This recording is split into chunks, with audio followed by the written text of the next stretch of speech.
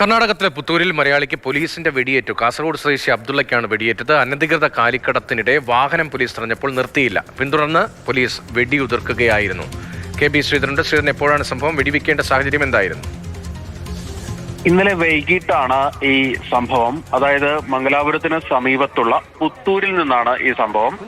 ഈ അനധികൃതമായി 10 കാലികളെ ഇയാൾ ഈ കാറിൽ ഈ വാഹനത്തിൽ കൊണ്ടുപോയിരുന്നു. ഇത് പോലീസ് ഇതിന്റെ ഭാഗമായിട്ട് തടഞ്ഞു.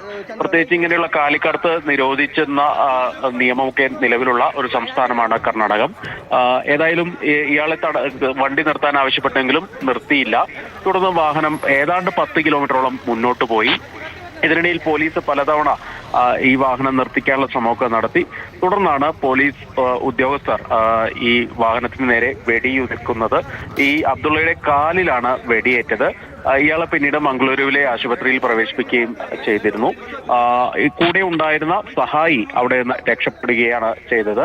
ഏതായാലും അനധികൃത കാലിക്കടത്ത് ഉൾപ്പെടെയുള്ള വകുപ്പ് ചുമത്തി ഇയാൾക്കെതിരെ കേസ് എടുത്തിട്ടുണ്ട്. എന്താണ് വെടിവെക്കാനുണ്ടായ സാഹചര്യം എന്നുള്ളത് സംബന്ധിച്ച് വ്യക്തതയില്ല. ഇയാൾ പോലീസിനെ എങ്ങനെ ആക്രമിക്കാൻ ശ്രമിച്ചിരുന്നോ തുടങ്ങിയ കാര്യങ്ങളിലൊക്കെ ഒരു വ്യക്തത ഇനിയും വരേണ്ടിയിരിക്കുന്നു. ഏതായാലും നിലവിൽ മംഗളൂരു പോലീസ് നൽകിയ വിശദീകരണം അനുസരിച്ച് ഇയാൾ വാഹനം നിർത്തിയില്ല. തുടർന്ന് വാഹനം നിർത്തിക്കാൻ വേണ്ടി വെടിതീർത്തു എന്നുള്ളതാണ്.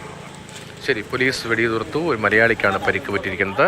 കേരള-കർണാടക അതിർത്തിയുമായി ബന്ധപ്പെട്ട ഒരു പ്രദേശമാണ് പുത്തൂർ. അവിടെയാണ് ഈ സംഭവം ഉണ്ടായത്. കെ.ബി. ശ്രീധരനാണ് ആ വിവരങ്ങൾ നൽകിയത്.